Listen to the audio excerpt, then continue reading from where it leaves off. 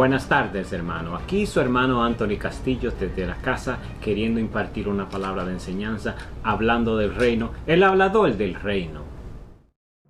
Buenos días, hermano. Hoy vamos a empezar un nuevo tema y esto tiene que ver con el producto del matrimonio. Exactamente, la crianza de los hijos, que es bien importante.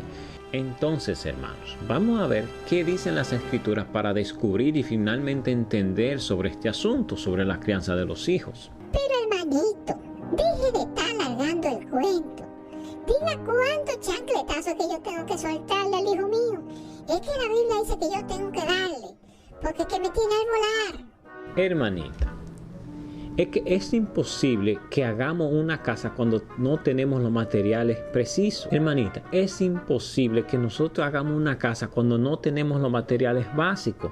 Y más aún, no podemos poner materiales de poca calidad para hacer columnas que van a cargar el peso de una casa completa. O sea, nuestro hogar, la corrección de nuestros hijos.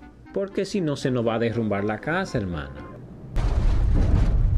¡Ay, Dios mío! Mire el tollo que usted... Apuesto que fue usted que hizo esto, que puso la columna de filosofía y pensamiento de hombre y doma. Ahora tengo yo que recogerlo,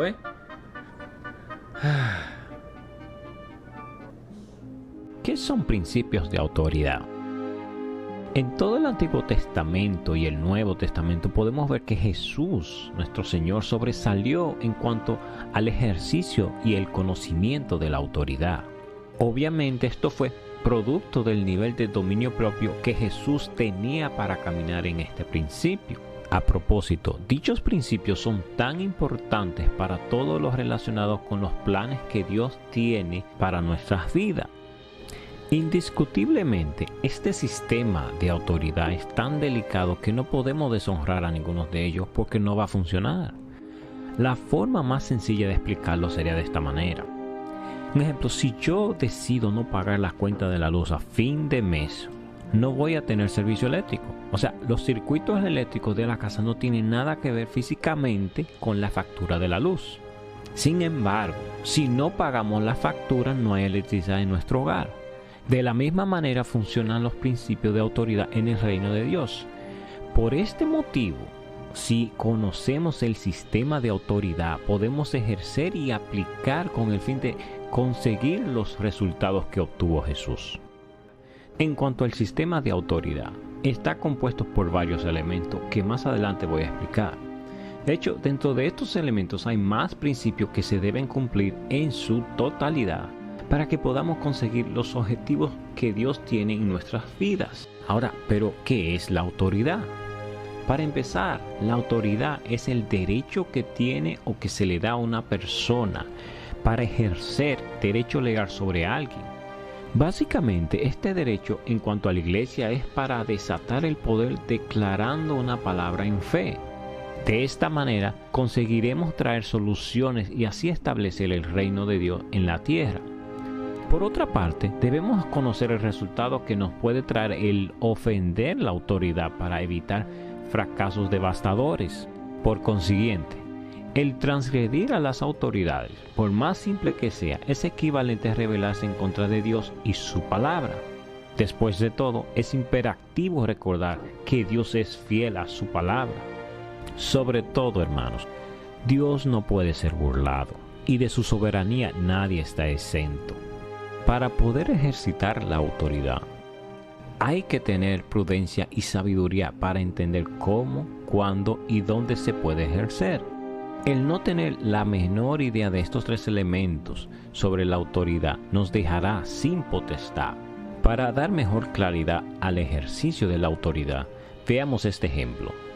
Supongamos que alguien tiene el apresto del Evangelio y decide irse a un país islámico porque siente que hay muchas necesidades de la palabra de Dios.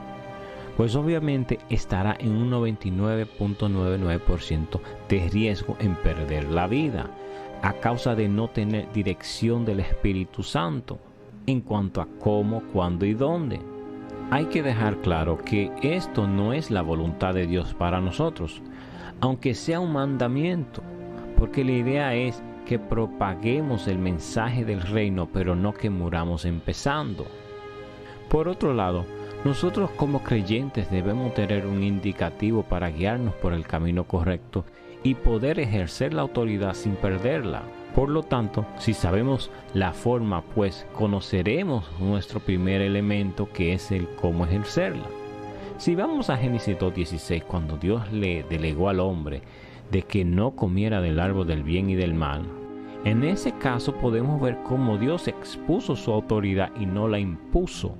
Por esta razón fue que Dios no previno a Adán y a Eva de no comer el árbol prohibido. Él pudo valerse de cualquier medio para que ellos no comieran, pero Él no lo hizo. De la misma manera, la iglesia de hoy en día, teniendo toda la autoridad, no tenemos resultados por no saber cuándo debemos de ejecutarla.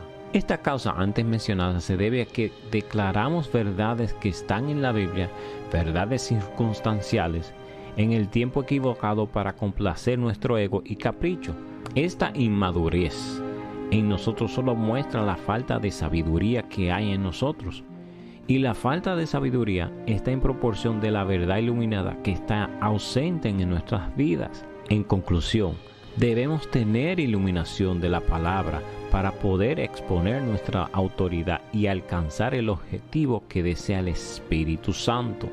Si analizamos todas las ocasiones donde Jesús hizo milagros, pues nos daremos cuenta que Él nunca invadió terreno que no le pertenecía. Esto se debe a que Él conocía los principios de autoridad y los vivía. A causa de tener resultado, a Él lo invitaban a los lugares o venían donde Él. Una vez Jesús sabía dónde ejercer autoridad, solamente le faltaba esperar por el Espíritu, el cómo y cuándo. De esta forma era posible terminar la obra por causa de su sabiduría, dominio propio y sentido de conveniencia. Otras características que me llama la atención de la autoridad es que ella no busca la defensa. Esta actitud solamente se puede conocer cuando tenemos nuestra identidad en Jesús y entendemos que Dios es quien nos defiende.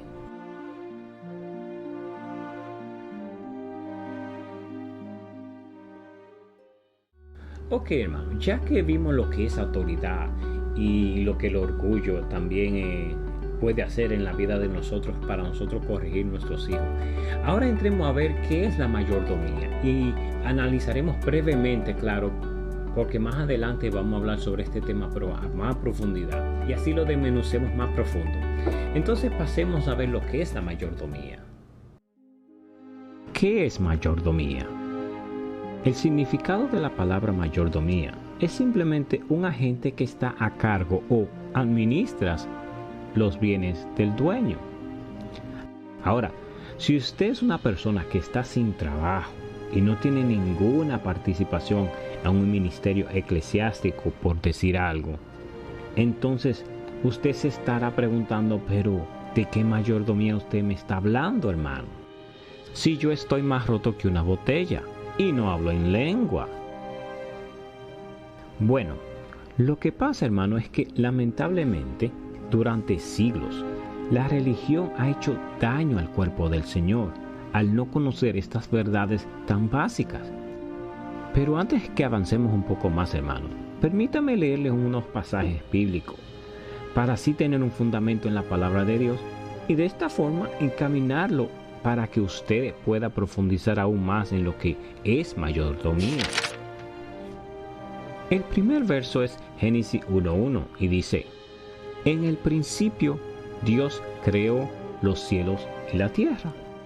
Este verso nos recordará que todo, absolutamente todo lo creado, le pertenece a Jehová. El segundo verso está en el libro de Hechos, capítulo 17, del 24 al 28. Se lo voy a leer rápidamente. Y dice: el Dios que hizo el mundo y todo lo que en él hay, puesto que es Señor del cielo y de la tierra, no mora en templos hechos por manos de hombre, ni es servido por manos humanas como si necesitara de algo, puesto que Él da a todos vida y aliento y todas las cosas. De un solo, Dios hizo todas las naciones del mundo para que habitaran sobre toda la superficie de la tierra, habiendo determinado sus tiempos y las fronteras de los lugares donde viven. para que buscaran a Dios y de alguna manera, palpando, lo hallen, aunque Él no estaba lejos de ninguno de nosotros, porque en Él vivimos, nos movemos y existimos, así mismo como algunos de los poetas de ustedes han dicho, porque también nosotros somos linaje suyo. Aquí podemos ver claramente que nuestras vidas le pertenece a Dios. Sin embargo, Él nos ha dado un tiempo predeterminado para vivir en la tierra, con una voluntad propia. Pero lo que hagamos con este tiempo prestado es nuestra responsabilidad y tendremos que dar cuenta. Si no, vaya a Mateo 25 sobre las parábolas de los talentos.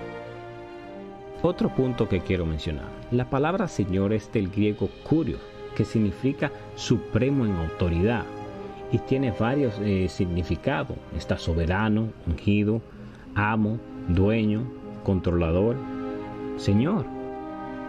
Ahora, la próxima cita que le quiero leer es en Génesis 1:26.